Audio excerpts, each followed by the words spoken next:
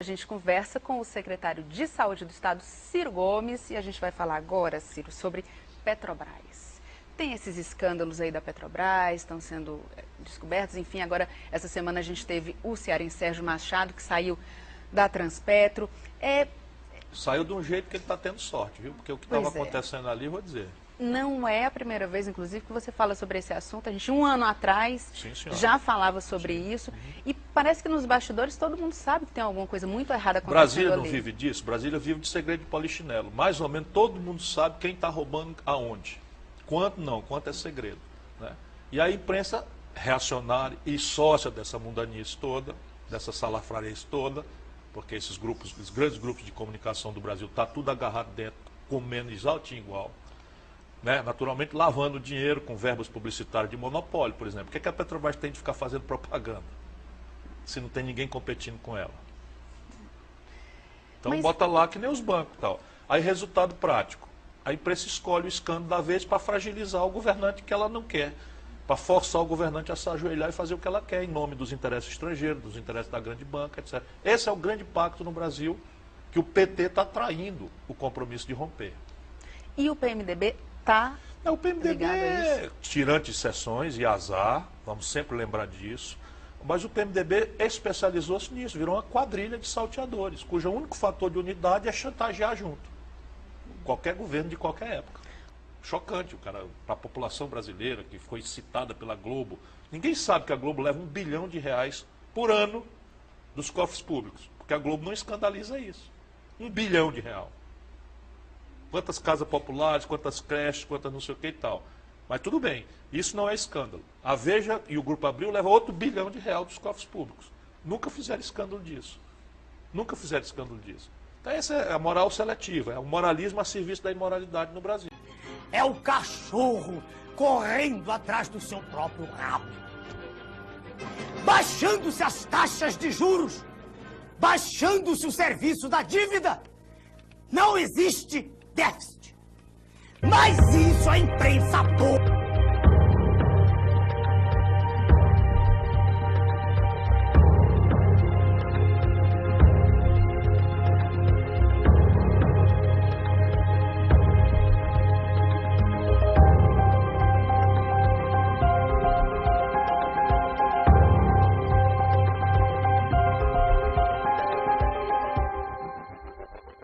Existe em andamento um projeto maquiavélico de destruição do Estado brasileiro.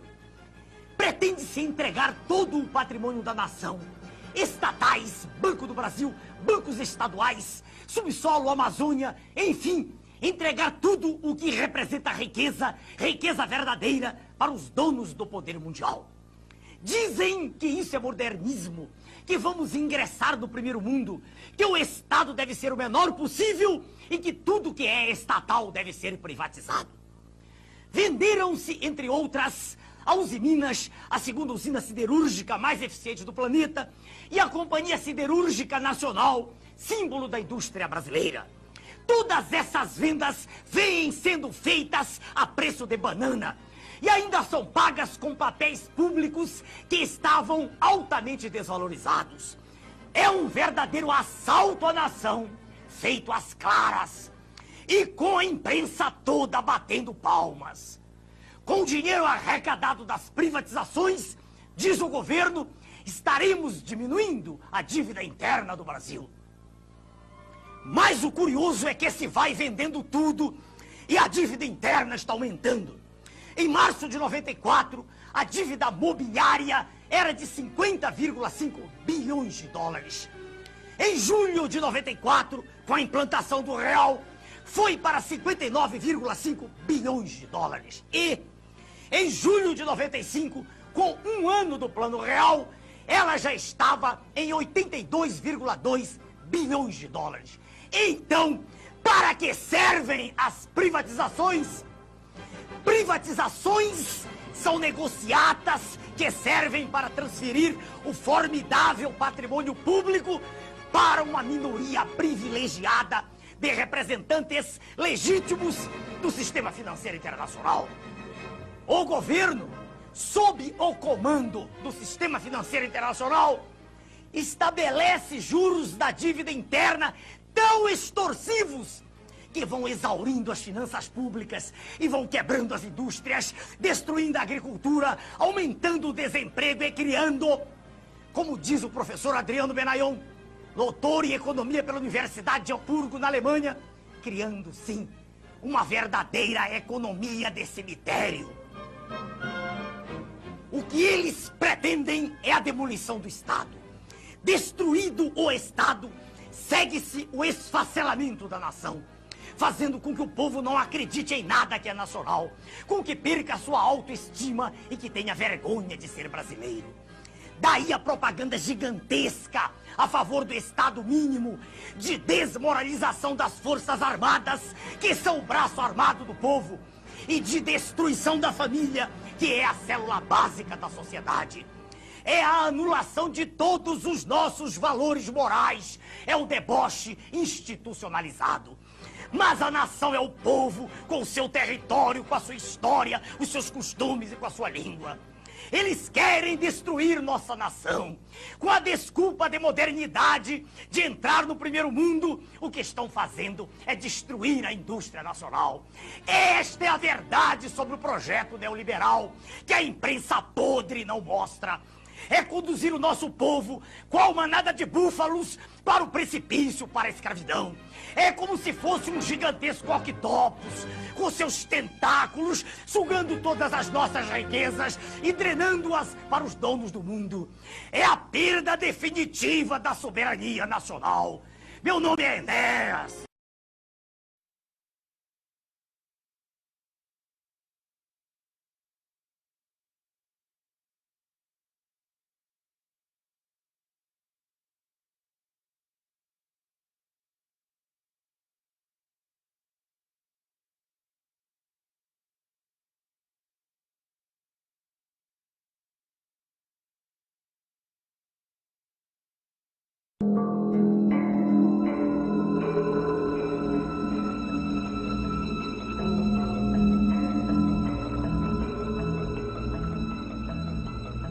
We economic hitmen really have been the ones responsible for creating this first truly global empire. And we work many different ways.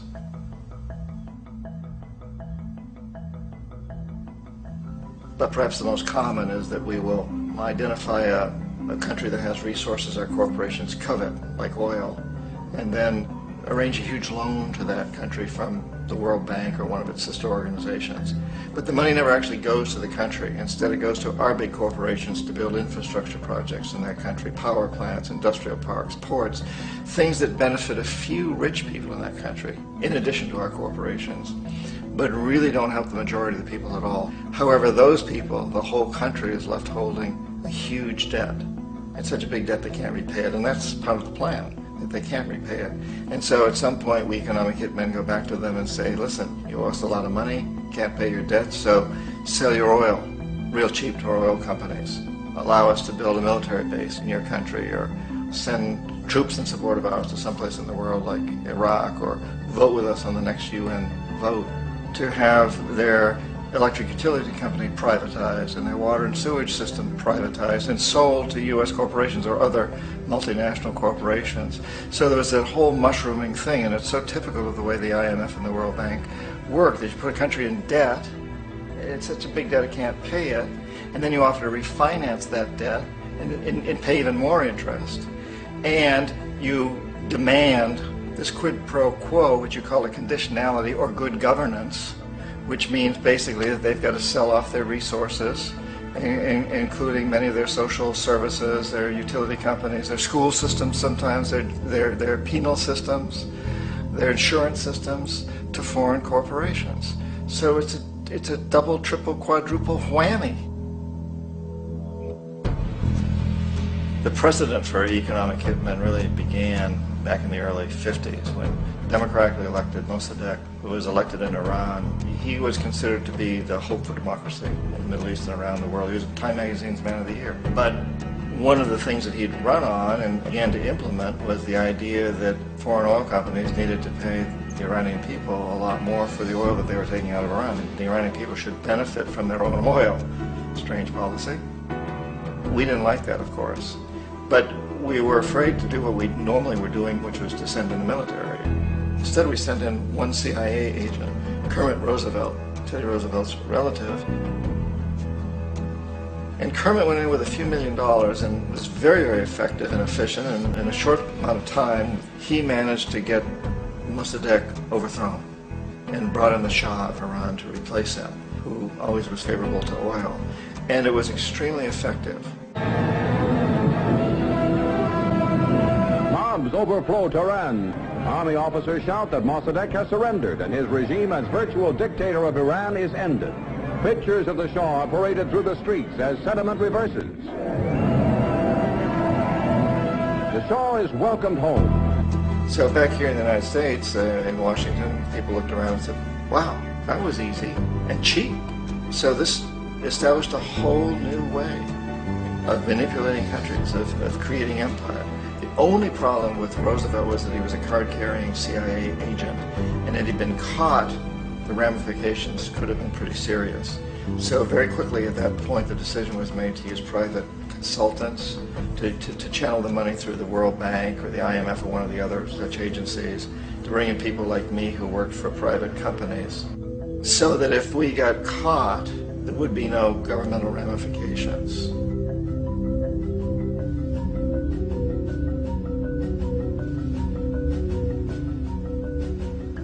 When Arbenz became president of Guatemala, the country was very much under the thumbs of United Fruit Company, the big international corporations. And Arbenz ran on this ticket that says, you know, we want to get the land back to the people. And once he took power, he was implementing policies that would do exactly that, give the land rights back to the people. United Fruit didn't like that very much. And so they hired a public relations firm, launched a huge campaign in the United States to convince the United States people, the citizens of the United States, and the press of the United States, and the Congress of the United States, that Arbenz was a Soviet puppet, and that if we allowed him to stay in power, the Soviets would have a foothold in this hemisphere. And that, at that point in time, was a huge fear on everybody's mind, the Red Terror, the Communist terror. And so, to make a long story short, out of this public relations campaign came a commitment on the part of the CIA and the military to take this man out.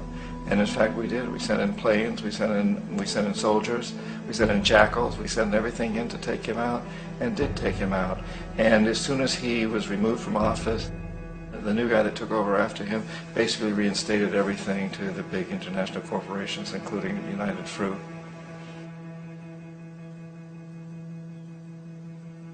Ecuador for many, many years had been ruled by pro-U.S. dictators, often relatively brutal. Then it was decided that they were going to have a truly democratic election. Jaime Roldos ran for office. And his main goal, he said, as president would be to make sure that Ecuador's resources were used to help the people. And he won, overwhelming, by more votes than anybody had ever won anything in Ecuador. And he began to implement these policies to make sure that the profits from oil went to help the people. Well, we didn't like that in the United States. I was sent down as one of several economic hitmen to change Roldos, to corrupt him, to bring him around, to let him know, you know, okay, you know, you can get very rich, you and your family, if you play our game, but if you continue to try to keep these policies you've promised, you're going to go. He wouldn't listen. He was assassinated. As soon as the plane crashed, the whole area was cordoned off. The only people allowed in were U.S. military from a nearby base and some of the Ecuadorian military. When an investigation was launched, 2 of the key witnesses died in car accidents before they had a chance to testify. A lot of very, very strange things that went on around the assassination of Jaime Roldos.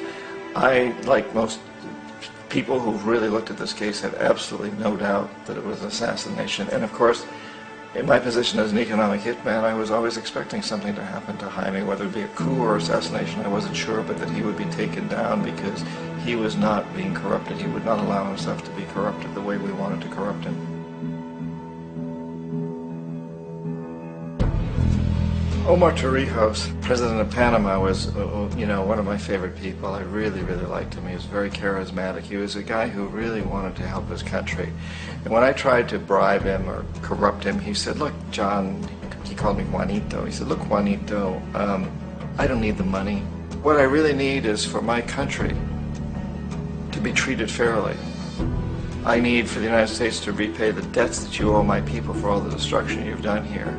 I need to be in a position where I can help other Latin American countries win their independence and be free of this terrible presence from the north that you people are exploiting us so badly. I need to have the Panama Canal back in the hands of the Panamanian people. That's what I want. And so, leave me alone. Don't try to bribe me. It was 1981, and in May, Jaime Roldos was assassinated. And Omar was very aware of this. Torrijos got his family together and he said, I'm probably next, but it's okay because I've done what I came here to do.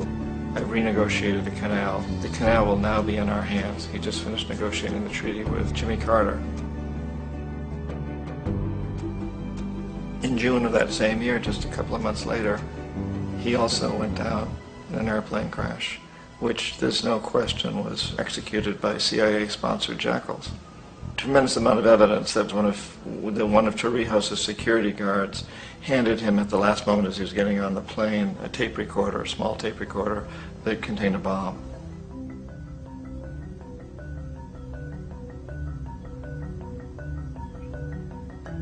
It is interesting to me how this system has continued pretty much the same way for years and years and years, except the economic hitmen have got better and better and better.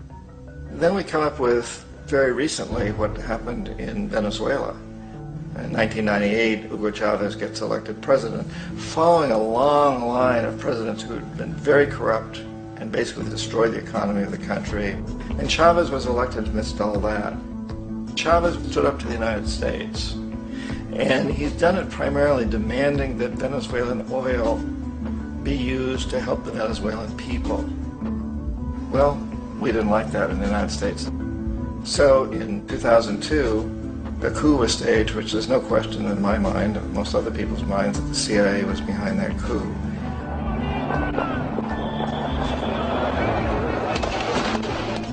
The way that coup was fomented was very reflective of what Kermit Roosevelt had done in Iran, of paying people to go out into the streets, to riot, to protest, to say this Chavez is very unpopular.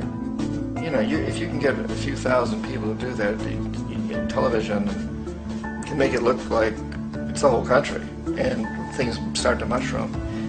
Except in the case of Chavez, he was smart enough, and the people were so strongly behind it that they overcame it, which was a phenomenal moment in the history of Latin America.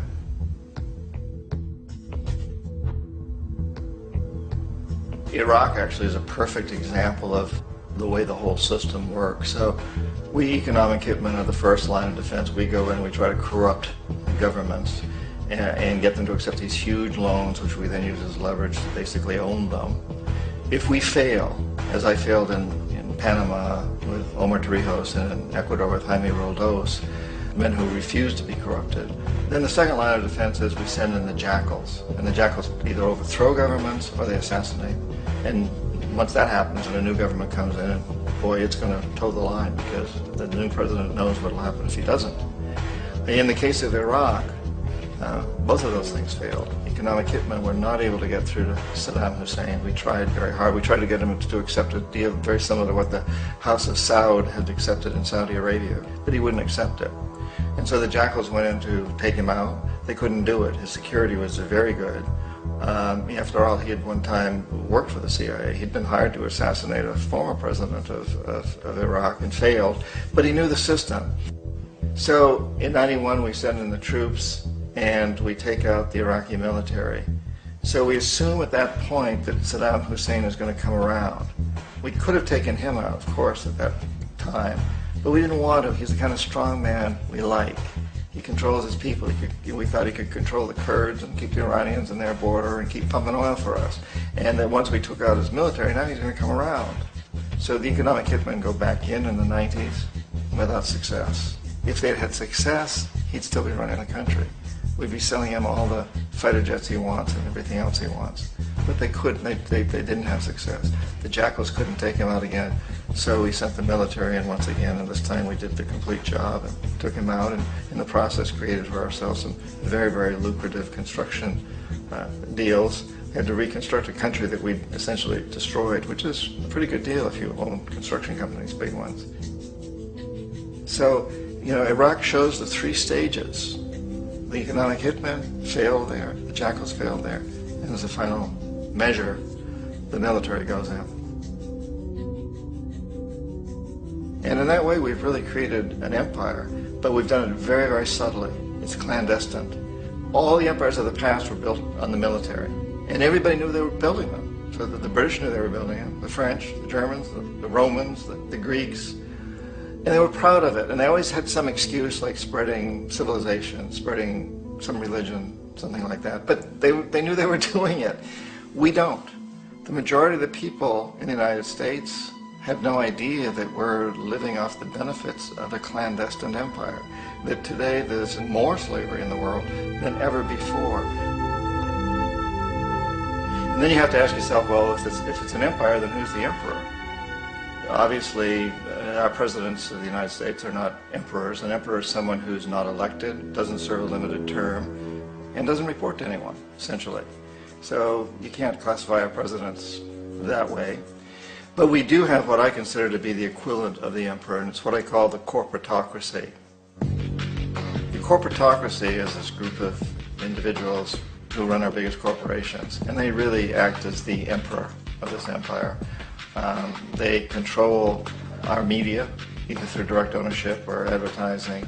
They control most of our politicians because they finance their campaigns, either through their corporations or through personal contributions that come out of the corporations. They're not elected, they don't serve a limited term, they don't report to anybody. And at the very top of the corporatocracy, you really can't tell whether a person's working for a private corporation or the government because they're always moving back and forth.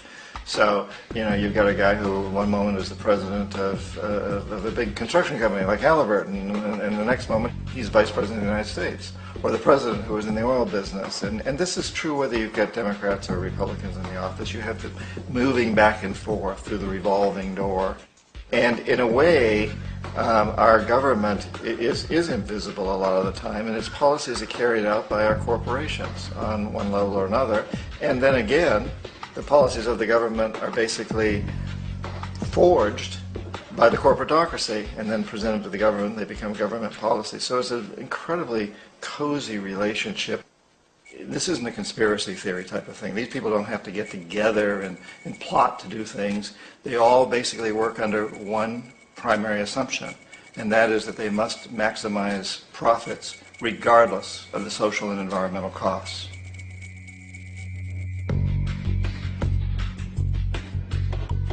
This process of manipulation by the corporatocracy through the use of debt, bribery, and political overthrow is called globalization.